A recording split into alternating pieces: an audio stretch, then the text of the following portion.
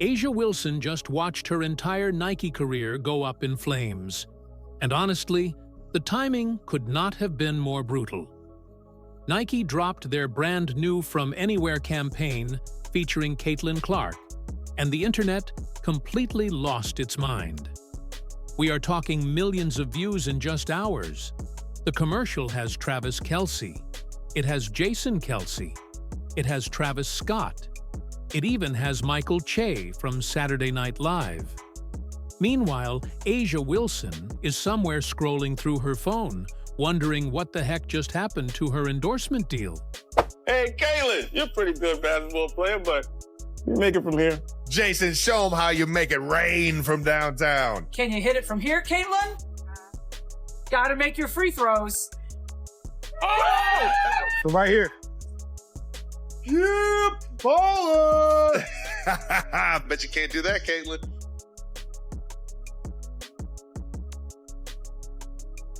Anyone else? Now let me paint this picture for you. Nike did not just release some basic commercial.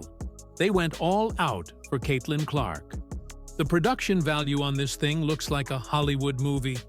The campaign traces Clark's entire journey from shooting hoops in her driveway as a kid all the way to becoming a global basketball icon. Nike chose a simple and understated tone that focuses purely on Clark's game. No flashy narration, no over-the-top gimmicks, just pure basketball greatness on display. And here is where it gets even more interesting. The celebrity lineup in this commercial tells you everything you need to know about Nike's priorities. Travis Scott brings massive cultural influence from the music world. The Kelce brothers connect Clark directly to NFL superstardom. Michael Che adds comedy credibility to the whole campaign.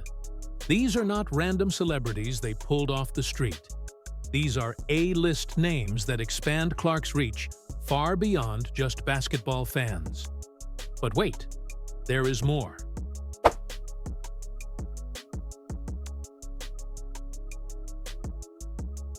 Hey, Caitlin! Can you make it from there?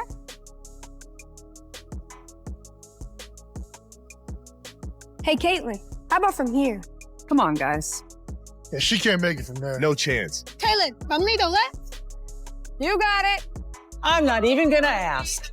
Hey, Caitlin, from here might be impressive. Am I right? Whatever, Che. From right here. From there! The boys wanna be her, the girls wanna be her. From anywhere. Nike released this commercial on Christmas Day. That was not an accident. Christmas Day is when families gather around their televisions to watch basketball. Nike wanted Caitlin Clark's face to be the very first thing basketball fans see during the holiday season. They planned this launch down to the exact minute for maximum exposure. Every single detail was calculated to make Clark look like the next Michael Jordan. So where does that leave A'ja Wilson? Her signature Nike shoe is literally collecting dust on store shelves right now. Months after her big shoe launch, and the sales numbers are absolutely embarrassing. Nike executives are quietly admitting behind closed doors that they completely misjudged the market demand for Wilson's brand. Had the reaction at the time, the delayed not denied post from A'ja Wilson, and then A'ja's shoe comes out and so on and so forth, and that was a big rollout, and there was speculation that Nike was worried about stepping on toes or offending anybody by launching CC's shoe ahead of everybody else, even though she got the big deal and is the most popular and all that, but it's coming. They thought Wilson would move units. They thought fans would line up to buy her shoes. They were dead wrong. The contrast between these two athletes could not be more obvious. Clark gets Travis Scott and the Kelce brothers in her commercial. Wilson gets crickets. Clark gets a Christmas Day launch with maximum exposure. Wilson gets her shoes sitting in clearance bins. Clark gets Nike betting their entire basketball marketing budget on her future. Wilson gets dumped like yesterday's news. Nike made their choice. and they chose Caitlin Clark without any hesitation.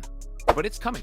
And I think what it really means is, number one, Nike is going all in on Caitlin Clark after a while, after a little bit of a dormant period.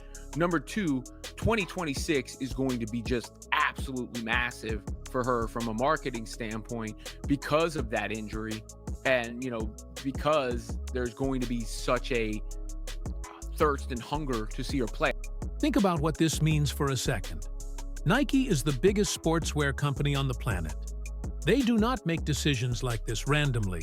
When Nike shifts their entire basketball marketing strategy away from an established star like Wilson and toward a player who has not even released her signature shoe yet, that tells you everything.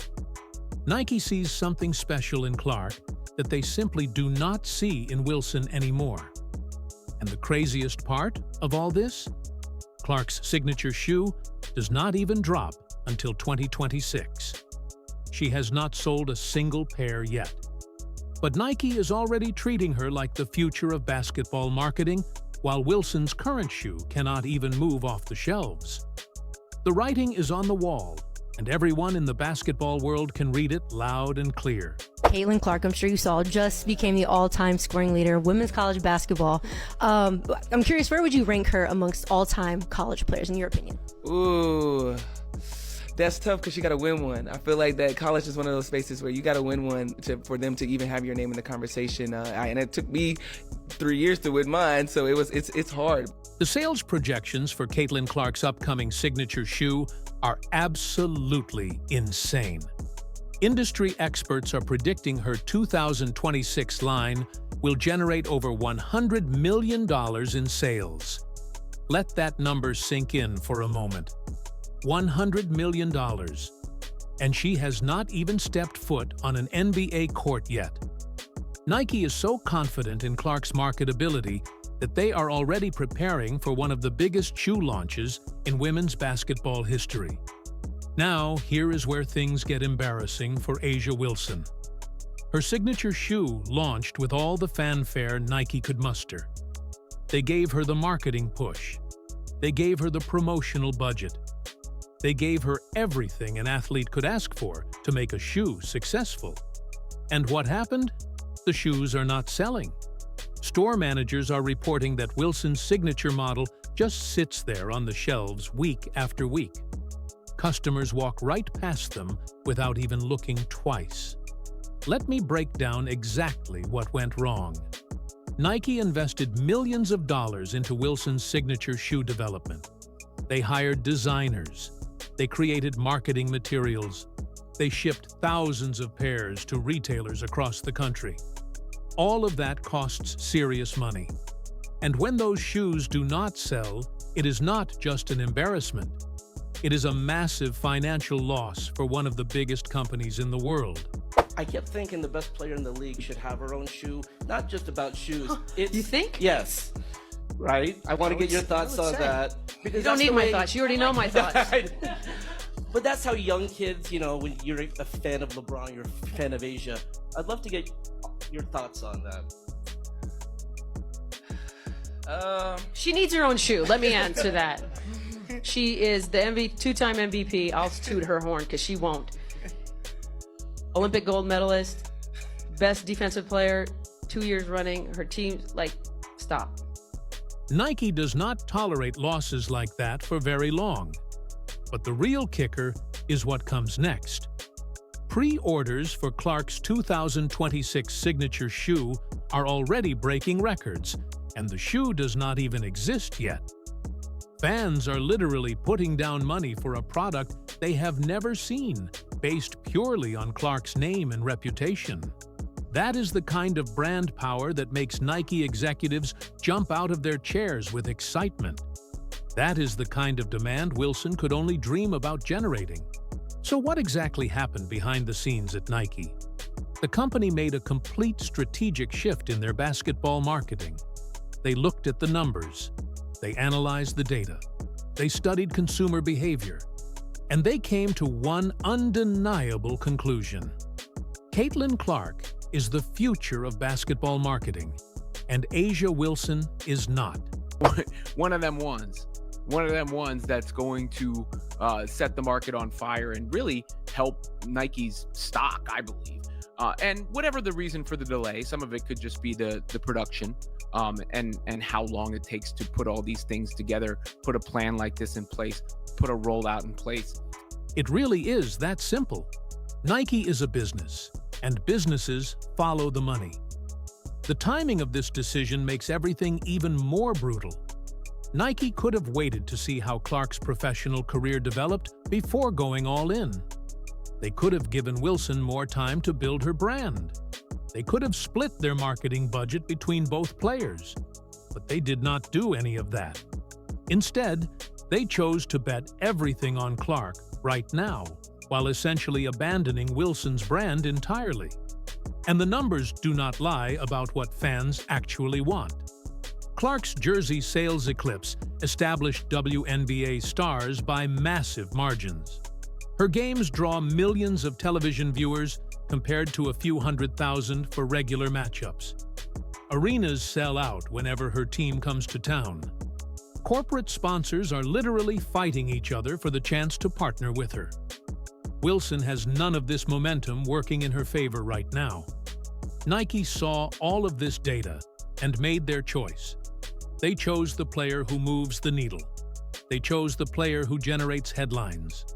They chose the player who makes casual fans actually care about women's basketball. And unfortunately for A'ja Wilson, that player is not her. In Sportico's year-end list of highest paid female athletes of 2025, Clark ranks 6th overall, earning a combined $16.1 million in 2025 from salary, winnings, and endorsements. It represents a $5 million increase from 2024 when she placed number 10 with 11.1. So we up 5 M's in an injury-riddled season. This is legit, man. Am I surprised? No. I mean, it's the GOAT. It's the GOAT. I'm not surprised at all. Nike's decision to dump Wilson might seem harsh, but from a business perspective, it makes perfect sense. The $100 million projection for Clark's shoe tells the whole story. Nike expects to make more money from Clark's first signature shoe than Wilson has generated in her entire endorsement career. That is not shade. That is just math. And when you are running a billion-dollar company like Nike, the math is the only thing that matters at the end of the day. A'ja Wilson could not keep her feelings hidden during Clark's rookie season. She launched what can only be described as a full-blown social media campaign against Clark's success. Wilson started posting photos of her own Nike signature shoe with captions that screamed desperation. The infamous "I have a shoe too" posts became her signature move. Caitlin Clark at number 6. So there you have it. She finished number 6. There is not another women's basketball player on this list. So when y'all try to have these nonsense conversations about who's the face of women's basketball, I mean, come on. It's not rocket science. This is not hard to figure out. Caitlin Clark is the face of the WNBA, clearly, but Caitlin Clark's damn near the face of basketball, period, male and female. And honestly, the whole thing was just sad to watch unfold in real time. But let us rewind for a second. Clark entered the WNBA with the biggest endorsement deals in league history. The expectations were massive from day one. She carried the weight of an entire sport on her shoulders before she even played her first professional game. And A'ja Wilson watched all of this happen, while her own career seemed to fade into the background. Caitlin Clark takeover continues as she soars up the list for the highest paid female athlete in all of sports, destroying everyone in the WNBA. She clearly easily topped that list. Nobody else even made it on that side. Nobody else from the WNBA even made it. The jealousy was building up inside her like a volcano ready to explode. The timing of Wilson's posts was not a coincidence. Every single time Clark hit a new milestone, Wilson would fire back with something on social media. Clark breaks a viewership record, and suddenly Wilson posts about her championship rings. Clark signs another major endorsement, and Wilson reminds everyone that she has a shoe too. Clark gets featured on a magazine cover, and Wilson shares throwback photos from her glory days. The pattern was obvious to anyone paying attention. Here is where the pettiness reached a whole new level. Wilson started using the phrase "delayed, not denied" as her personal motto during this time. She would celebrate her own achievements with this phrase, while Clark was literally setting rookie records left and right. It was Wilson's passive-aggressive way of suggesting that she deserved the spotlight more than some rookie who had not paid her dues yet. The basketball world noticed, and they were not impressed. Not only that, but Wilson spent an entire month questioning Clark's impact.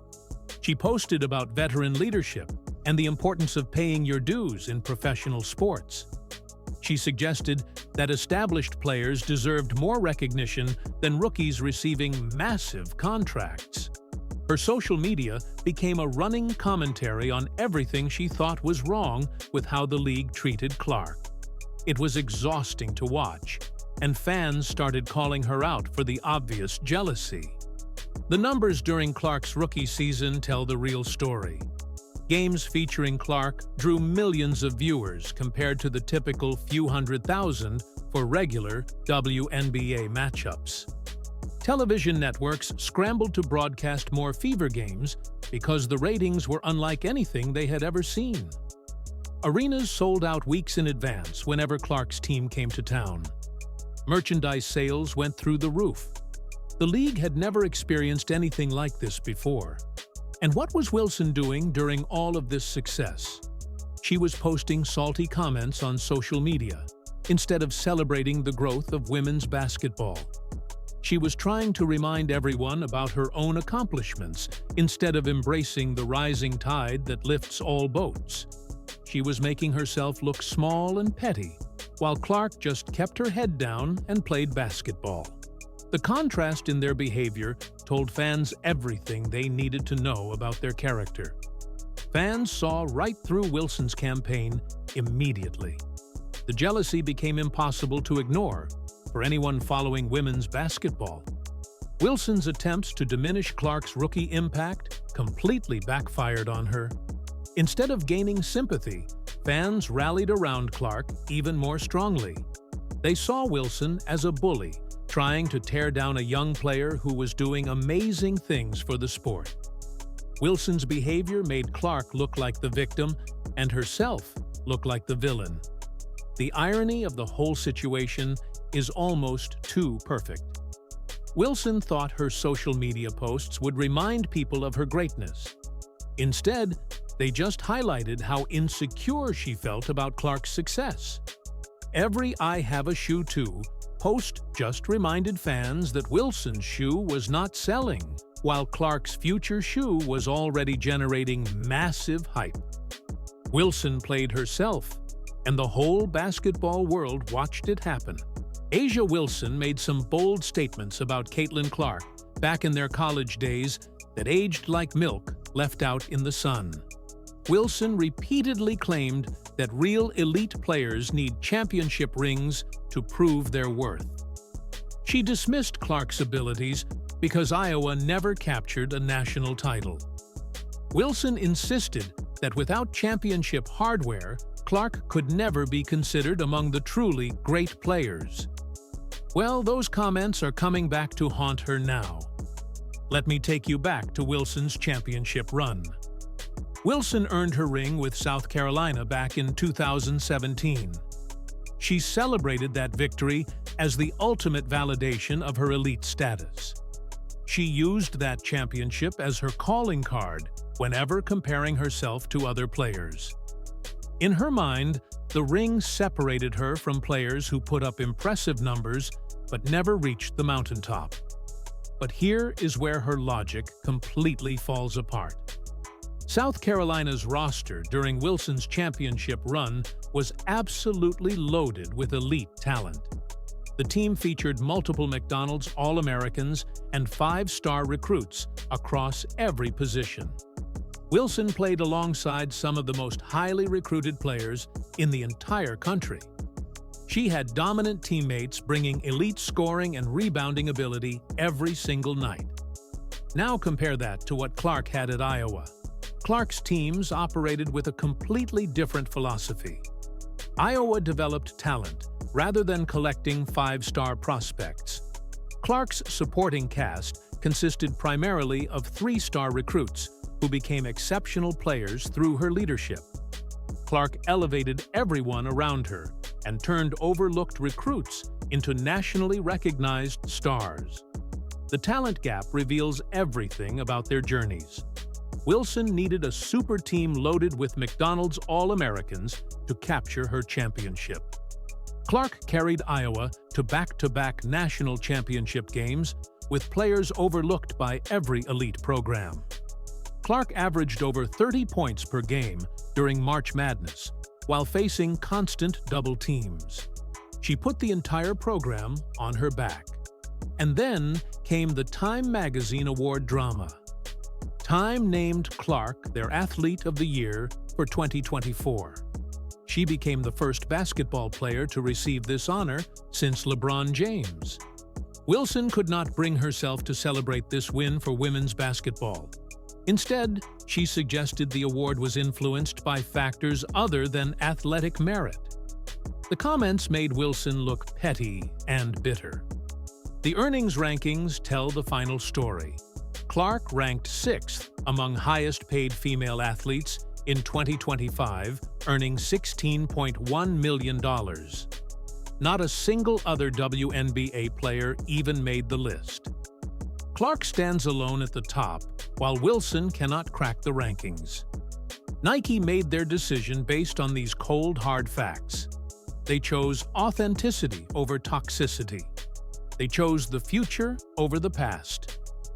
If you enjoyed this breakdown and want to see more content like this, make sure to hit that subscribe button and turn on notifications so you never miss another upload.